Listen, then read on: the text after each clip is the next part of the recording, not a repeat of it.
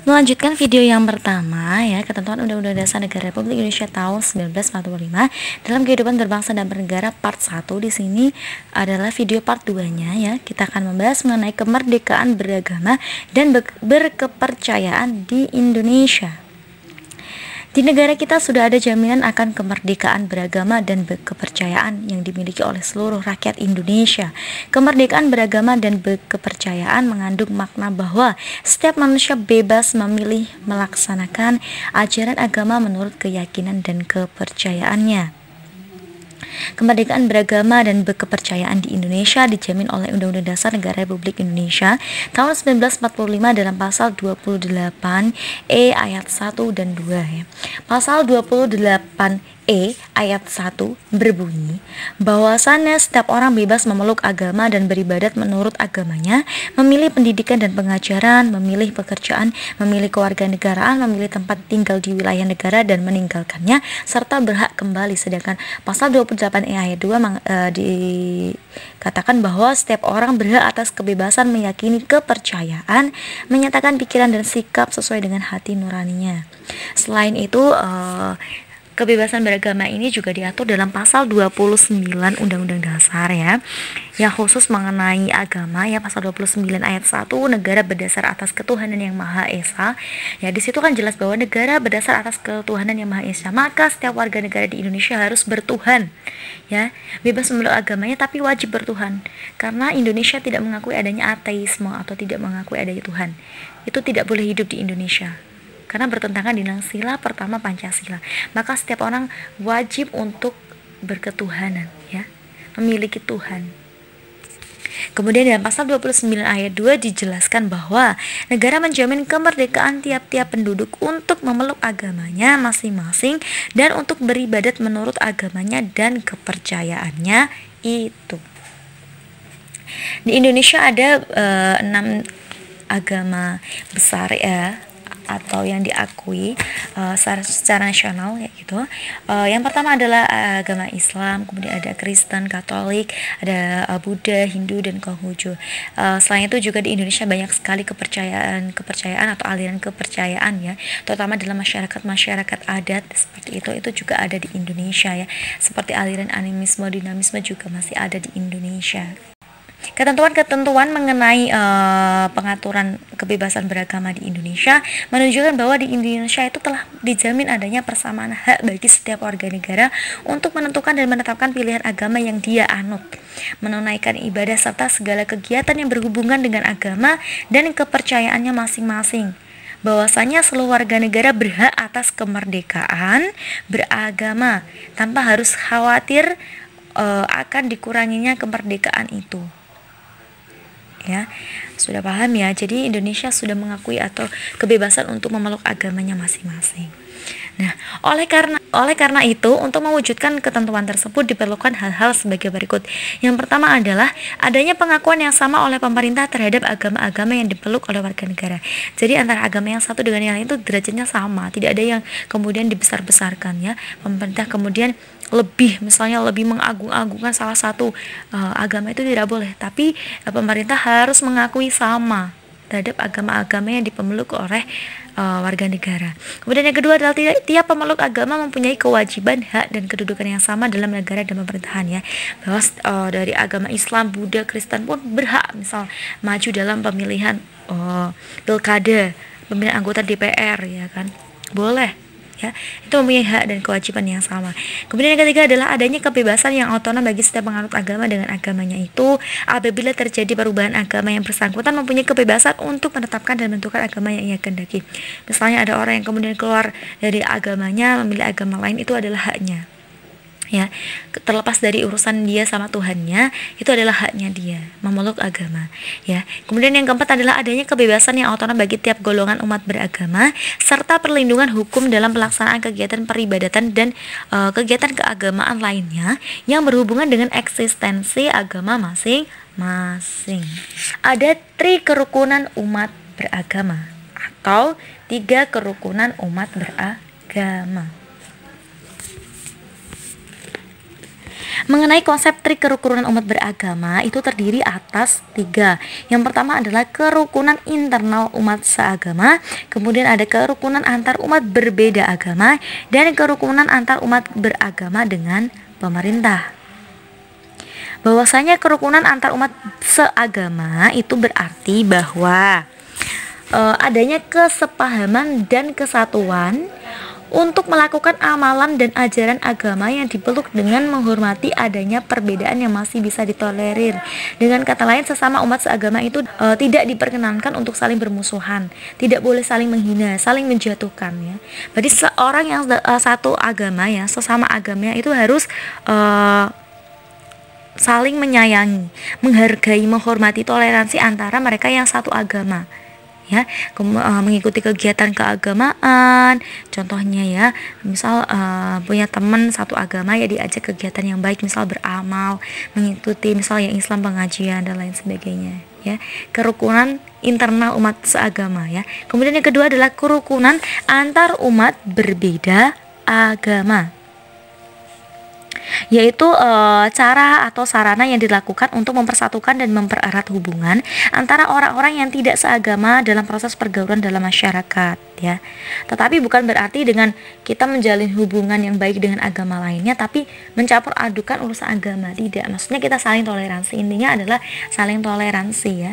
Kalau ada temannya yang berbeda agama merayakan hari besar ya, setidaknya kita memberikan pengertian, ucapan, sekedar selamat gitu kan ya, menunaikan hari besar apa, kita ikut berbahagia kayak gitu. Tapi kita tidak kemudian mencampur adukan urusan agama, misalnya menjelek-jelekkan agama dia dibanding kita, itu sangat tidak diperbolehkan ya. Misalnya kita bergotong royong membersihkan lingkungan ya, di desa kita ada beberapa macam agama gitu, tetapi ya kita sama-sama bergotong royong membersihkan lingkungan sekitar ya kan. Sedangkan itu ada masjid misal, ya nggak apa-apa gitu, orang agama lain misal mau membersihkan lingkungan sekitar masjid ya tidak apa-apa gitu kan ya. Membina kerukunan umat beragama ya, intinya adalah membina kerukunan antar umat yang berbeda agama. Kemudian yang ketiga adalah kerukunan antar umat beragama dengan pemerintah. Maksudnya adalah hidup beragama masyarakat itu tidak terlepas dari adanya aturan pemerintah setempat yang mengatur tentang kehidupan bermasyarakat ya. Jadi masyarakat itu tidak boleh hanya mentaati aturan dalam agamanya masing-masing, akan tetapi juga harus mentaati hukum yang berlaku di negara Indonesia. Ya, misalnya ya, di Indonesia sudah ditetapkan hari besar keagamaan yang ditetapkan oleh pemerintah ya kan. Pemerintah menetapkan hari besar agama, misalnya ada Maulid Nabi, kemudian adalah Isa Al-Masih ya kan, Nyepi dan lain sebagainya. Yaitu adalah bentuk kerukunan antar umat beragama yang dilakukan oleh pemerintah kayak gitulah. Ya, antar umat beragama dengan pemerintah. Pemerintah menghormati setiap agama, kemudian hari-hari besar, setiap hari besar itu dibuat tanggal merah kayak gitu. Ya, untuk menghormati antar umat beragama misalnya ya. Jadi kerukunan antar umat beragama dengan pemerintah dan lain sebagainya ya, masih banyak banget. Nah, ini mengenai materi kerukunan antar umat beragama. Nah, ini hanya sekilas saja ya. Setelah ini kita akan membahas mengenai sistem pertahanan dan keamanan negara Republik Indonesia ya. Bahwa sistem pertahanan dan keamanan Republik Indonesia itu diatur dalam bab 12 pasal 30 ayat 1 sampai dengan 5 Undang-Undang Dasar Negara Republik Indonesia tahun 1945. Ya, jadi ini dia bunyinya. Yang pertama adalah pasal 30 ayat 1. Tiap-tiap warga negara berhak dan wajib ikut serta dalam usaha pertahanan dan keamanan negara. Ayat kedua, usaha pertahanan dan keamanan negara dilaksanakan melalui sistem pertahanan dan keamanan rakyat semesta oleh Tentara Nasional Indonesia dan Kepolisian Negara Republik Indonesia sebagai kekuatan utama dan rakyat sebagai kekuatan pendukung. Yang ayat 3, Tentara Nasional Indonesia terdiri atas Angkatan Darat, Angkatan Laut, dan Angkatan Udara sebagai alat negara bertugas mempertahankan, melindungi, dan memelihara keutuhan dan kedaulatan rakyat. Ayat 4, Kepolisian Negara Republik Indonesia sebagai alat negara yang menjaga keamanan dan ketertiban masyarakat, bertugas melindungi, mengayomi, melayani masyarakat serta menegakkan hukum.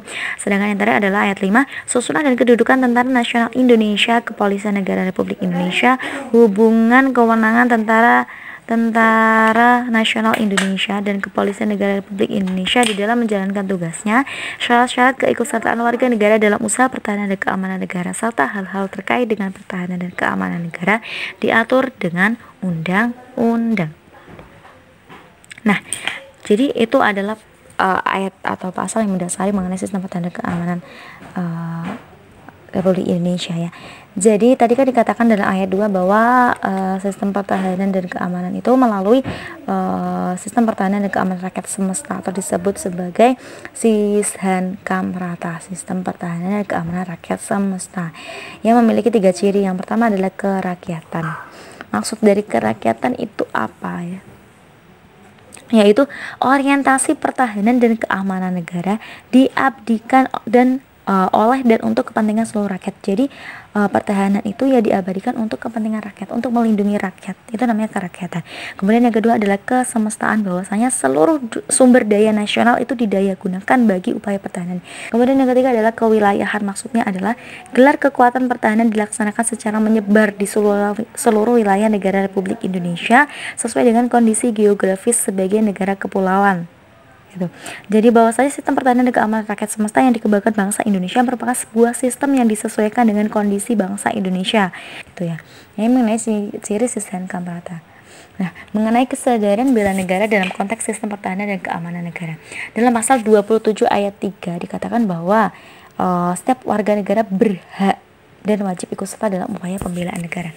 Ya, ikut serta dalam kegiatan bela negara juga diatur tadi kan dalam pasal 30 ayat 1. Ya, berhak dan wajib. Jadi wajib, tapi kita mungkin majunya agak terakhiran ya, karena ada TNI. Misal ada keadaan yang benar-benar perang ya, masih ada TNI dan Polri sebagai kekuatan utama. Sedangkan kalau dimaksud bela negara sendiri itu apa sih?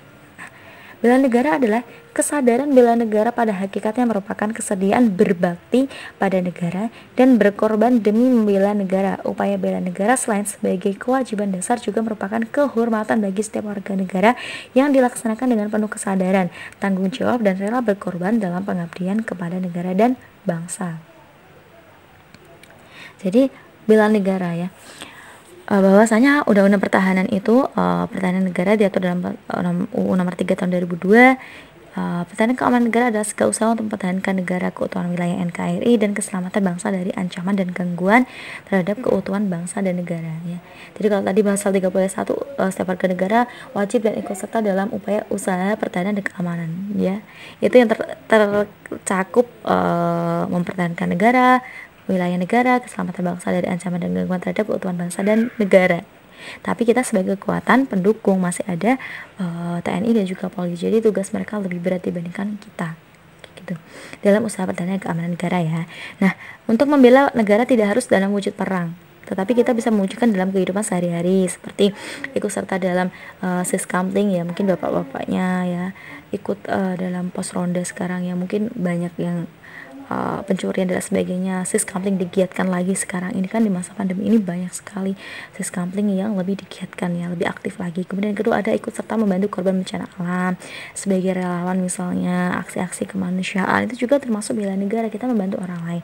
Kemudian yang ketiga adalah belajar dengan tekun pelajaran pendidikan kewarganegaraan atau PPKN. Ya jelas ya, karena di PPKN kita belajar tentang negara, hakikat bangsa dan negara, tugas-tugas lembaga negara, kita jadi tahu wilayah negara dan lain sebagainya. Itu juga termasuk upaya bela negara. Kemudian yang keempat adalah mengikuti kegiatan ekstrakurikuler seperti Paskibra, ya benar sekali ya, PMR dan Pramuka, Cinta Tanah Air dan sebagainya ya, Pasus dan lainnya. Pelatihan dasar kemiliteran secara wajib ya. Mungkin ini kalau di mahasiswa kadang ada ya, wajib militer juga ada seperti itu di kampus. Kalau di sekolah mungkin belum ya. Kemudian yang selanjutnya adalah pengabdian sebagai anggota TNI ini bagi TNI, dan pengabdian sesuai dengan profesi keahlian, misalnya yang guru. Profesinya guru ya, mengajarkan muridnya dengan benar ya, mengabdi dengan mengajarkan apa yang diketahui gurunya ya kan, mendidik muridnya agar memiliki kepribadian, karakter yang baik ya, yang cinta tanah air. Itu juga tugas sebagai seorang guru sesuai dengan profesi masing-masing ya. Jadi materinya sudah selesai mengenai usaha pertahanan dan keamanan negara. Jadi bahwasanya setiap orang itu intinya wajib dan ikut serta, berhak dan wajib ikut serta dalam usaha pertahanan dan keamanan negara. Jadi kita tidak boleh kemudian yang semua hanya tugas Polri dan TNI-nya. TNI dan Polri sebagai salah satu atau salah dua dari para garda terdepan dalam usaha pertahanan keamanan negara. Sedangkan kita juga sebagai garda pendukung ya. Meskipun gak hanya di jalur perang, usaha bela negara itu bisa dilakukan dalam kehidupan sehari-hari. Tadi sudah dijelaskan ya. Mulai dari sekarang kita ciptakan pribadi yang lebih baik, mencintai tanah air ya, peduli dengan lingkungan sekitar yang paling gampang, peduli dengan orang lain, kita saling membantu orang lain yang membutuhkan, agar kita bisa menumbuhkan kecintaan kita pada orang, pada lingkungan, dan tentunya pada bangsa dan negara kita. Sekian materi tentang ketentuan Undang-Undang Dasar Negara Republik Indonesia dalam kehidupan berbangsa dan negara. Nanti kita ketemu lagi di video selanjutnya. Wassalamualaikum warahmatullahi wabarakatuh.